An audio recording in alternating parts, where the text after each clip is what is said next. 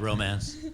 But how much were you directing them doing this to do this, Derek, or were you just kind of setting them free? It's just situational. See, over the last 12 years since I've been trying to make since I tried to make this film, my bread and butter was documentaries, you know. And in making documentaries, I learned how to listen as a filmmaker, you know, and be more patient, you know.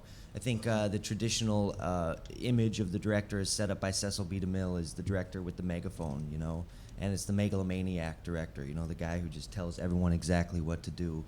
And in documentaries, I learned to take that megaphone and use it as more of a listening device. And you know, everything with scripts is set up in a series of expectations. You have these words on a page, and you go shoot, and you have this much amount of time to get those on the page. And I was more interested in the process, and you know, and what you can do with documentaries, where you can.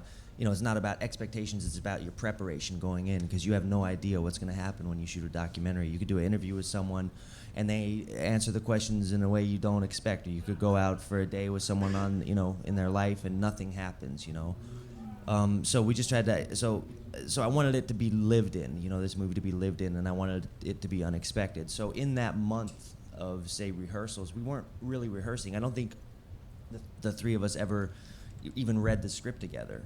You know, it wasn't that kind of preparation. But what was more important was just to get into that house and get into the way that, you know, to know the way each other moved. And, you know, if you have, you know, they did their budget, they could come up, they had, you know, basically $100 a week for groceries. So they went to the store with, you know, $200 and had to fill up that, you know, the refrigerator for a couple of weeks, and that was the food that they could eat. And then they, you know, the dishes, you know, it was a functional place, you know, and so then they, you know, they had to do their own dishes, you know. So to see Ryan and Michelle do their own dishes, and that you know, domestic life is enough to, like, you know, to make you, you know, crazy and ready to, you know, to get in a fight. But it was hard to make them fight. But let me just say, so I was looking at my son. He used to, he would build these incredible block towers, you know, and at the end of the night, he'd have to clean them up. And it was so hard to, like, watch it. Like, I didn't want him to destroy it, and it was hard for us to destroy it. We didn't want to shoot the present part of the movie, because we didn't. It was like, is that how you did? So you shot we shot the past first. We shot for 3 weeks, and then we took a month off, and none of us wanted to do we just said, let's just call this Valentine, you know? Call it Valentine. Forget Blue. Get Nora Ephron to do a rewrite. Yeah. Anyway, so I saw my son tear down his you know, constructions, and I was like, we can't be precious about this. This is the process. We have to build something and we have to tear it down. I'm curious for Ryan and Michelle. You guys have done, you know, we hear so much about the indie world and how things have to be done quickly and not always as methodically as everyone would like. This was the antithesis of that. I mean, you guys, whether it's Wendy and Lucy or Half Nelson, you've worked on indie projects before. How did this compare in terms of the level of preparation and the kinds of things Derek is talking about? Have you ever done anything like this before? Did you resist it? Did you embrace it? Were you like, what is this guy having us do? No, I think it was like, it's like the dream way. It's like the way that I've dreamt of working since I was a kid. But I didn't think it was, I think, I don't know, Derek made it happen. You know, our break in between was supposed to be 2 weeks.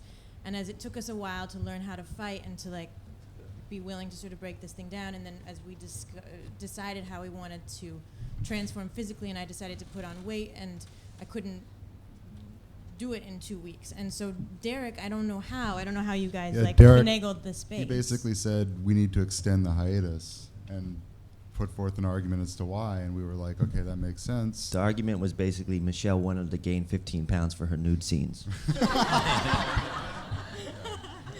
You had to listen to that.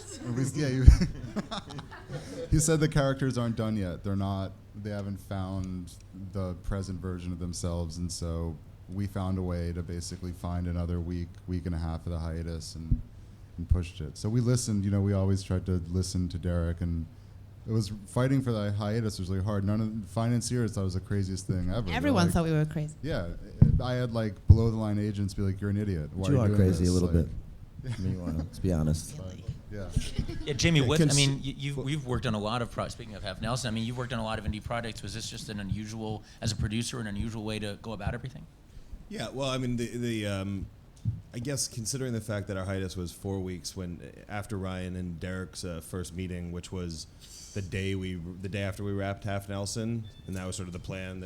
Actually, it was 7 years originally. Was your suggestion? Well, that was that. Derek said. I said, Derek, how's the meeting? He said, great. We came up with a great idea. We're going to do a 6-year hiatus. We're going to do a real hiatus.